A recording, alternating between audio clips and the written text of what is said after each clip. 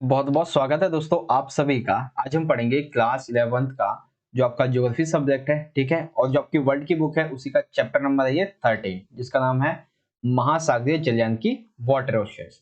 तो इसके जितने भी इंपॉर्टेंट क्वेश्चन आंसर है बच्चे वो मैं आपको समझाऊंगा, और ये मैं आपको इंग्लिश में भी समझाऊंगा और हिंदी में भी। तो दोनों ही मीडियम के छात्र इस वीडियो को एंड तक देखिएगा, आपको सभी क्वेश्चन आंसर जो है वो अच्छे से समझ में आने वाले हैं। तो चलिए स्टार्ट करते हैं बिना देरी करते हुए। वीडियो अच्छी लगे तो अपने दोस्तों को भी जरूर शेयर कीजिएगा।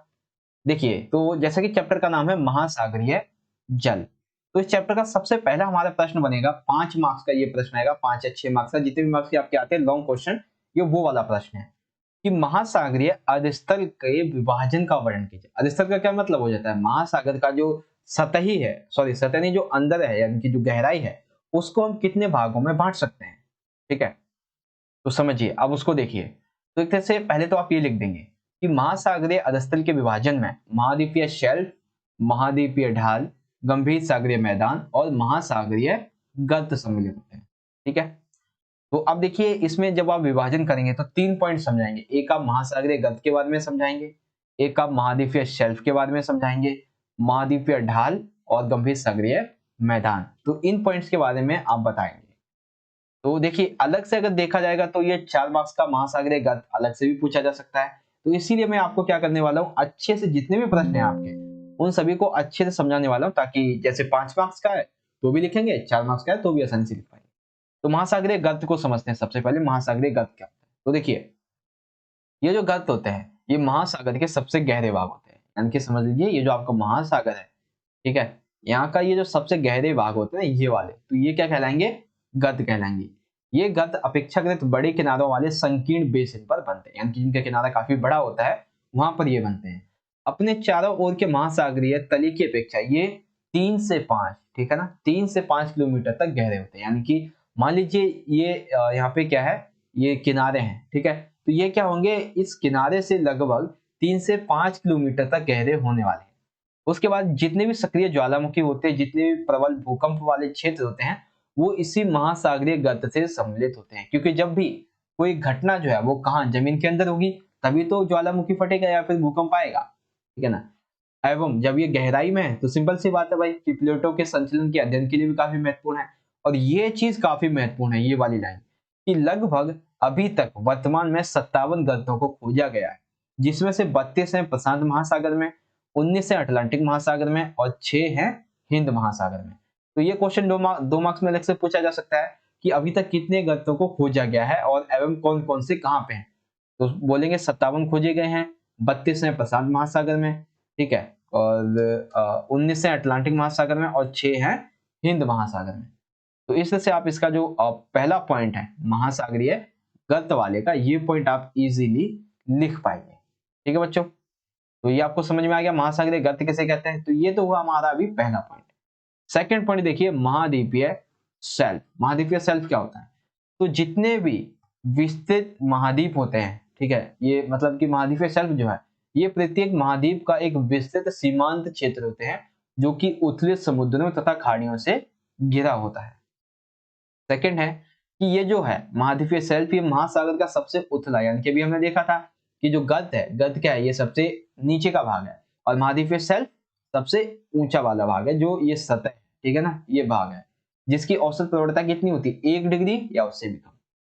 ये जो शेल्फ होते हैं ये अत्यंत तीव्र ढाल, यानी कि ये जो ऐसी ढालें होती है ना, ये ऐसी ढाल यहाँ पर बनते हैं, जिसे हम कहते हैं शेल्फ अवकाश। विश्व का सबसे बड़ा शेल्फ महासागर कहाँ पर है?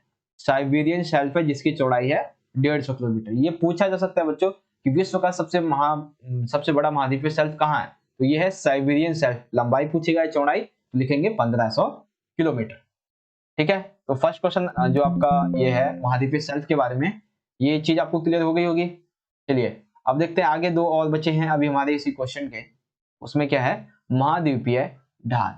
देखिए, ढाल से आपको समझ में आ रहा होगा कि ये महासागरीय बेसिनों और महाद्वीपीय शेल्फ को, देखिए महासागर जो होते हैं, ठीक है, इनमें 2 चीजें होती है, वैसे बहुत सारी हैं, लेकिन आपको बेसिन के बारे में और महाद्वीपीय शेल्फ, तो हमने देख लिया शेल्फ क्या है। तो एक तरफ से ये शेल्फ और एक तरफ ये जो बेसिन होते हैं, इनको क्या करती है, आपस में जोड़ने का काम करती है।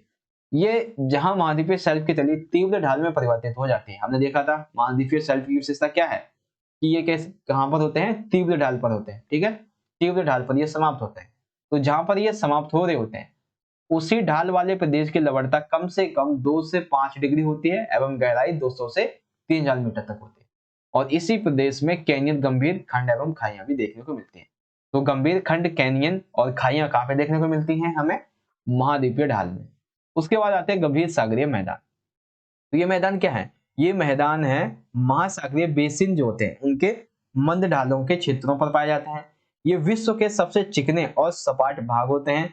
इनकी गहराई 3000 से 6000 मीटर के बीच होती है और ये मैदान महीन कणों वाले अवसादों जैसे कि मृत्तिका एवं गाद से ढके हुए होते हैं। ठीक है, तो ये चीज समझ में आ गई आपको कि महाद्वीपीय ढाल किसे कहते हैं, गंभीर सागरीय मैदान किसे कहते हैं, और एक तरह से कह लीजिए जो आपका ये क्वेश्चन था कंप्लीट हो गया है। तो बच्चों देखिए, अगर ये क्वेश्चन पूछा जाएगा ना तो सबसे पहले तो पूछेगा महासागरीय गर्त किसे कहते हैं 4 मार्क्स में। ठीक है, तो इसे आप लिख देंगे। 5 मार्क्स में पूछा जाए महासागरीय दस्तु विभाजन का वर्णन कीजिए, तो आप इसमें से हर एक पॉइंट के 4 पॉइंट है, 4 पॉइंट में से आप 2-2 पॉइंट भी याद कर लेंगे, 2 से 3, तो भी आपको पूरे मार्क्स मिलेंगे। अब देखिए इसे इंग्लिश में, तो इंग्लिश में लिखेंगे क्या क्वेश्चन रहेगा कि describe the division of ocean floor, यानी कि महासागरीय अधस्थल के विभाजन का वर्णन कीजिए। ठीक है, तो लिखेंगे continental shelf, continental slope, deep ocean, plain and oceanic through are included in the division of the ocean floor. तो लिखेंगे आप ओशियन थ्रू यानी कि महासागरीय गर्त, कॉन्टिनेंटल शेल्फ यानी कि महासागरीय जो शेल्फ है, कॉन्टिनेंटल सॉरी महाद्वीपीय शेल्फ, उसके बाद continental slope and deep sea plain. ठीक है, तो इन पॉइंट में जो आपको ये पॉइंट मैंने यहाँ पे लिखे हुए इन पॉइंट्स को आप इंग्लिश में अच्छे से एक्सप्लेन कर पाओगे। तो आपको ये समझ में आ गया आपका क्वेश्चन नंबर फर्स्ट। चलिए क्वेश्चन नंबर सेकंड को देखते हैं। सेकंड क्वेश्चन है हमारा, काफी इंटरेस्टिंग क्वेश्चन है। क्वेश्चन क्या कहता है? क्वेश्चन कहता है महासागरीय जल के तापमान को, यानी कि जो जल है वो ठंडा रहता है, गर्म रहता है, इसके वितरण को प्रभावित करने वाले जो कारक है उनका वर्णन कीजिए। तो मैंने ये क्वेश्चन आपको बहुत अच्छे से समझाया हुआ है, जैसे अक्षांश हो गया, जल स्थल, महासागरीय धाराएं हो गई, वायु राशियां हो गई, पवनें हो गई, ये सभी प्रभावित करती हैं। तो इसी को समझेंगे। महासागरीय जल जो है वो भूमि की तरह ही, भूमि जैसे क्या करती है कि सूर्य ताप के द्वारा गर्म होती है, वैसे महासागर भी सूर्य ताप की तरह ही गर्म होता है। हालांकि वो बात अलग है कि भूमि जल्दी गर्म भी हो जाती है, जल्दी ठंडी भी हो जाती है, लेकिन तापमान क्या होता है, धीरे धीरे गर्म होता है और धीरे धीरे ही ठंडा होता है। तो देखिए सबसे पहले लिखेंगे अक्षांश। जैसे जैसे आप ध्रुवों की तरफ बढ़ते चले जाएंगे तो वहां पे क्या होता है, सौर विकिरण की मात्रा घटने लगती है। क्यों? देखिए मैं आपको समझाऊं। ये है हमारी अर्थ, और जो सूरज होता है ना वो ये यहाँ पे ऊपर क्या है, ऊपर है हमारी कर्क रेखा, ठीक है, यहाँ नीचे है हमारी मकर रेखा और बीच में है हमारी भूमध्य रेखा। तो सूरज जो है वो इस कर्क रेखा से लेकर ये जो भूमध्य रेखा है इसी के बीच में टहलता है। तो इधर ये ध्रुव हो गए हमारे, ये ध्रुव हो गए। तो इन ध्रुवों में क्या होता है, जैसे जैसे सौर विकिरण होता है वो क्या होता है, कम पहुंचता है। तो इसलिए क्या होता है कि सौर विकिरण की मात्रा घटने लगती है, जिसकी वजह से महासागरों के जो सतह जल होता है इसका तापमान विषुवत वृत्त से ध्रुवों की तरफ कम होने लगता है। ठीक है, ध्रुवों की तरफ क्या होने लगता है, कम होने लगता है। सेकंड लिखेंगे स्थल एवं जल का असमान वितरण। स्थल एवं जल का असमान वितरण मतलब कि उत्तरी गोलार्ध की अगर हम बात करें तो यहाँ पे क्या है कि महासागर जो है वो दक्षिणी गोलार्धों के महासागर की अपेक्षा स्थल के बहुत बड़े भाग से जुड़े होने के कारण ज्यादा मात्रा में ऊष्मा प्राप्त करते हैं। यानी कि उत्तरी गोलार्ध में महासागर कम भी है, साथ ही में उनका जो स्थल का एरिया है वो भी काफी कम है। तो इसीलिए दक्षिणी गोलार्ध के जितने महासागर है वो काफी बड़े भी हैं और बहुत बड़े भाग में फैले भी हैं। तो इसीलिए क्या होता है, इनको ऊष्मा ज्यादा मिलती है। तो यही कारण है कि जितना बड़ा आपका स्थल होगा, जितना बड़ा आपका जो जल है वो होगा, उसी हिसाब से आप जो ये तापमान है वो प्रभावित होगा। फिर आगे देखिए महासागरीय धाराएं। महासागरीय धाराएं कैसे समझेंगे? तो देखिए गर्म महासागरीय धाराएं ठंडे क्षेत्रों में तापमान को बढ़ा देती है। हमें पता है कि जो वायु है या फिर तापमान है उसका प्रवाह कैसे होता है, ये होता है हीट से कोल्ड की तरफ।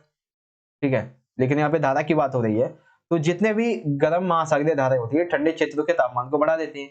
यद्यपि ठंडी धाराएं गर्म महासागरीय क्षेत्रों में तापमान को घटा देती। सिंपल सा है, जब आप हीट से कोल्ड की तरफ जाएंगे तो आपको भी कोल्ड लगने लगेगा। ठीक है, सॉरी देखिए यहाँ पे ऐसे समझिए कि एक पॉइंट है ये हीट वाला, ठीक है, एक पॉइंट है ये कोल्ड वाला। तो इसकी जितनी ज्यादा ये हीट है जब कोल्ड को मिलेगी तो क्या हो जाएगा, ये भी नॉर्मल हीट में पहुंच जाएगा। जब ये कोल्ड वाला हीट में पहुंचेगा तो ये भी नॉर्मल कोल्ड में पहुंच जाएगा, तो यही बताया गया है।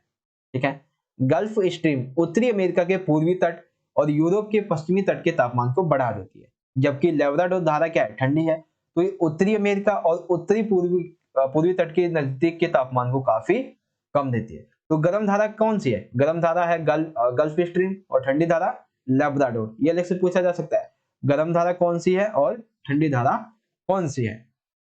ठीक है, उसके बाद है सनातनीय पवनें। स्थल से महासागरों की ओर बहने वाली पवनें महासागर की सतही गर्म जल को तट से दूर ले जाती हैं। इसके कारण नीचे का ठंडा जल ऊपर की तरफ आ जाता है, जिसके कारण तापमान में देशांतरीय अंतर आ जाता है। इसके विपरीत अभितटीय पवनें गर्म जल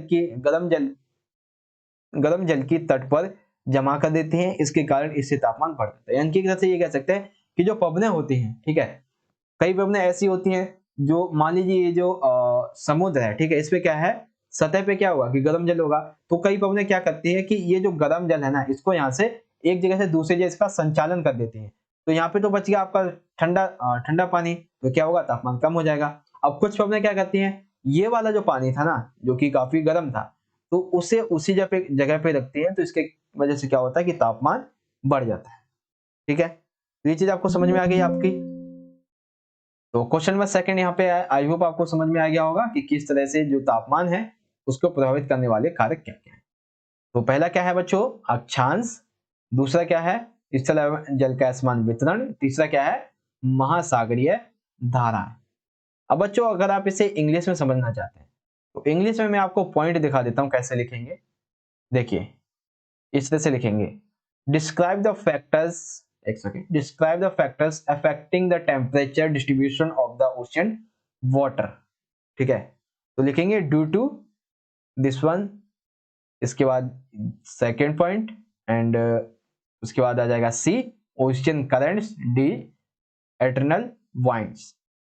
तो क्वेश्चन नंबर सेकंड भी आपको समझ में आ गया होगा बच्चों। देखिए इंग्लिश में मैं आपको इसलिए नहीं समझा रहा हूँ क्योंकि हिंदी में आपको मैंने अच्छे से समझा दिया। अब आपको क्या चाहिए, एक सेंटेंस चाहिए जिसे आप याद कर सकें, जिसे आप समझ सकें, तो वो मैंने आपको प्रोवाइड करा दिया है, आप इसे इजीली समझ सकते हैं, सिंपल है। चलिए आगे देख लेते, क्वेश्चन नंबर थर्ड है हमारा। थर्ड में पूछा गया है, समुद्र के नीचे जाने पर तापमान की किन परतों का हम सामना करेंगे, या फिर ऐसा पूछा जा सकता है, गहराई के साथ साथ तापमान में भिन्नता क्यों आती है।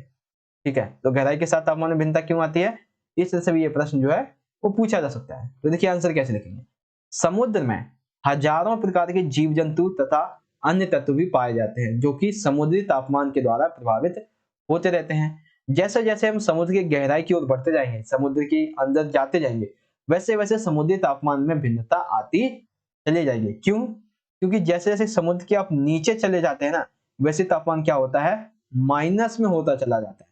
ठीक है, तो ये चीज यहाँ पे समझाई गई है। अब देखिए कौन कौन से कारक हैं, मतलब जो जो परत हैं कौन सी है। सबसे पहले प्रथम परत, इसमें क्या होता है, ये महासागरीय जल की सबसे ऊपरी परत होती है जिसे हम कहते हैं गर्म स्तर।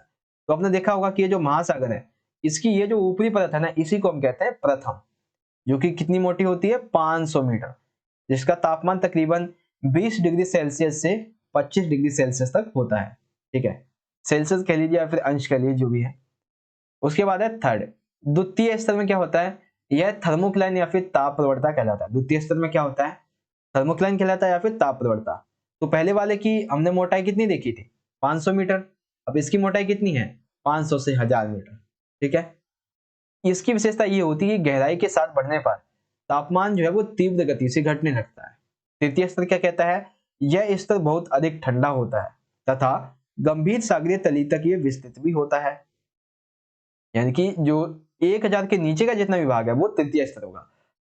आर्कटिक एवं अंटार्कटिक वृत्तों में सतही जल का तापमान 0 डिग्री होता है, इसके आसपास होता है। यह ठंडे पानी की केवल यहाँ पर एक ही परत पाई जाती है जो सतह से गंभीर सागरीय मैदान तक विस्तृत होती है। इसे ऊष्मा सीधे सूर्य से प्राप्त होती है और संचालन के द्वारा निचले भागों को भी प्राप्त होती है। तो एक तरह से आपको ये बताया गया है कि तृतीय स्तर जो है वो ये बताता है कि ये गंभीर सागरीय मैदान जो है उसकी तली तक जाती है, जो कि सबसे आखिरी में पहुंचते हैं। तो उसी विशेषता के बारे में आपको यहाँ पे समझा दिया गया है कि आर्कटिक एवं अंटार्कटिक जो सतह है, जो सतही जल है, इसका तापमान 0 होगा, तो बाकी के क्या होंगे, वो भी कम होगा। तो ये चीज यहाँ पे आपको समझाई गई है। तो थर्ड आपको क्वेश्चन आपका समझ में आ गया कि क्या है कि समुद्र के नीचे जाने पर तापमान में किन किन पत्रों का सामना करना पड़ता है, या फिर गहराई के साथ तापमान में भिन्नता क्यों है। आप समझिए इसे इंग्लिश में। इंग्लिश में लिखेंगे which layers of atmosphere will you face when the ocean goes down, या फिर इस तरह से why does temperature vary with depth, यानी कि गहराई के साथ तापमान क्यों घटता है, क्या कारण है। तो अब इसमें आप क्या लिख देंगे, 3 लेवल्स लिखेंगे। फर्स्ट लेवल में क्या होता है, ठीक है, सेकंड लेवल में क्या होता है, और थर्ड लेवल में।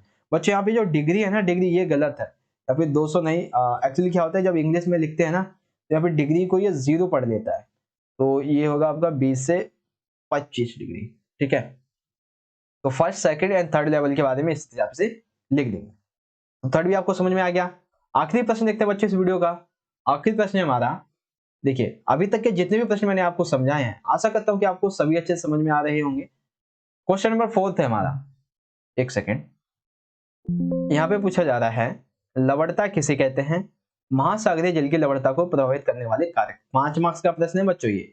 1 मार्क्स में पूछ लेगा लवणता क्या है, और इसको प्रभावित करने वाले कारक 4 मार्क्स में, ठीक है। तो समझिए, सबसे पहले तो एक पॉइंट लिखेंगे, समुद्री जल में घुले हुए नमक की मात्रा को लवणता कहते हैं। लवणता क्या हो जाएगा, ये जो समुद्री जल होता है, ठीक है, इसमें जो नमक पाया जाता है, ठीक है, जिसे जो नमक होता है, इसी नमक की जो मात्रा है उसे ही हम क्या कहते हैं, लवणता कहते हैं। अब इसका परिकलन कैसे करते हैं, तो इसे हम 1000 ग्राम 1 किलोमीटर समुद्र जल में घुले हुए जो नमक के द्वारा है किया जा सकता है। यानी कि 1000 ग्राम जो है वो 1 किलोग्राम समुद्री जल में कितना है, ये हम देखते हैं। अब कारक समझिए। सबसे पहला कारक है जल की आपूर्ति।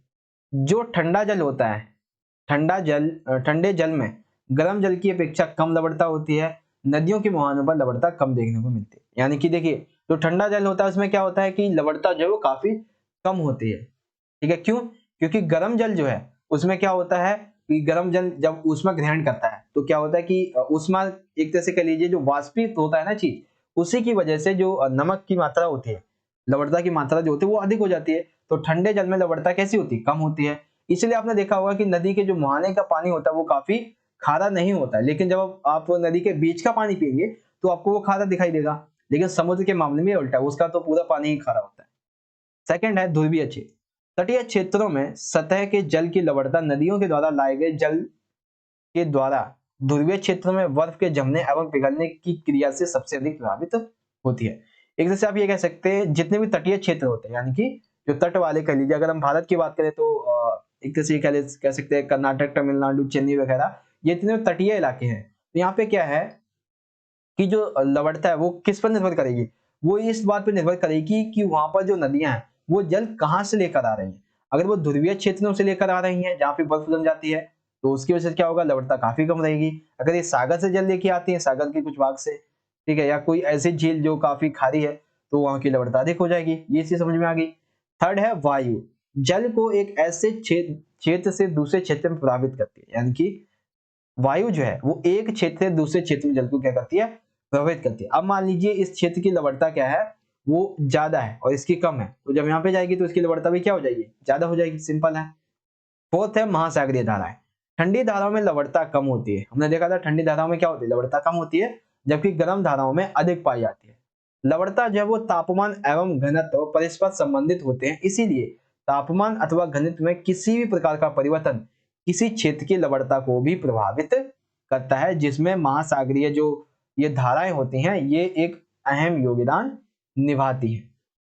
ठीक है बच्चों, तो क्वेश्चन नंबर 4 आई होप आपको अच्छे से समझ में आ गया होगा। लवणता वाला क्या है, इसके प्रकार कौन, सॉरी आप जो प्रभावित करने वाले कारक हैं ये कौन से। अब इसे समझिए इंग्लिश में। इंग्लिश में कैसे लिखेंगे, तो व्हाट इज कॉल्ड सैलिनिटी, ठीक है, describe the factors affecting the salinity of ocean water. तो सबसे पहले लिख देंगे कि आखिर है क्या, the amount of salt dissolved in sea water in the called salinity, ठीक है, which can calculate by taking 100 grams of salt in the kilogram of sea water. अब लिखेंगे कौन कौन से जो फैक्टर्स हैं अफेक्टिंग वाले, तो सबसे पहले वाटर सप्लाई, पोलर रीजन, उसके बाद वाइंड्स एंड ओशियन करंट्स। तो इस तरह से आपके क्वेश्चन नंबर 4 का आंसर इस तरह से लिख देंगे, ठीक है। आई होप आपको समझ में आ गया होगा क्वेश्चन नंबर 4 का इंग्लिश में भी। तो यहीं पे आज की हम वीडियो खत्म करते हैं, लेकिन उससे पहले मैं आपको प्रश्न जो है वो सभी के सभी एक बार दोबारा से दिखा देता हूँ और इसमें डिजाइन को क्लोज कर देता हूँ, क्योंकि अगर आप चाहें तो स्क्रीनशॉट यहाँ पे ले लीजिएगा। ठीक है, तो इसको एक सेकेंड मैं इसको हटाऊं यहाँ से एक बार। हाँ ठीक है, ऐसे देख लीजिए। महासागरीय अधस्थल का विभाजन का वर्णन कीजिए। पहले महासागरीय का, महाद्वीपीय शेल्फ, महाद्वीपीय ढाल और गंभीर सागरीय मैदान। इंग्लिश में ocean trough, continental shelf, continental slope and deep sea plain. Second question, महासागरीय जल के तापमान वितरण को प्रभावित करने वाले कारक। ठीक है, कौन कौन से? अक्षांश, स्थल एवं जल का असमान वितरण, महासागरीय धाराएं, सनातन पवनें। इंग्लिश में describe the factors affecting the temperature distribution of the water, first, second, third and fourth. ठीक है, समुद्र के नीचे जाने पर तापमान की किन बातों का सामना करना पड़ता है, या फिर गहराई के साथ तापमान में भिन्नता क्यों आती है, ये समझेंगे आप। तो सबसे पहले क्या है, प्रथम स्तर लिख देंगे, द्वितीय स्तर लिख देंगे और तृतीय स्तर लिख देंगे। ये हो गए आपके। फिर लिखेंगे इंग्लिश में first level, second level and third level. उसके बाद लवणता किसे कहते हैं, 4 मार्क्स का है। तो लवणता क्या है, समुद्री जल में घुली हुई नमक की मात्रा को लवणता कहते हैं। महासागरीय जल की लवणता को प्रभावित करने वाले कारक, जल की आपूर्ति, ध्रुवीय क्षेत्र, वायु और महासागरीय धाराएं। इंग्लिश में लिखेंगे what is the cause salinity, describe the factors affecting salinity of the water. तो लिखेंगे water supply, polar regions and winds and ocean currents.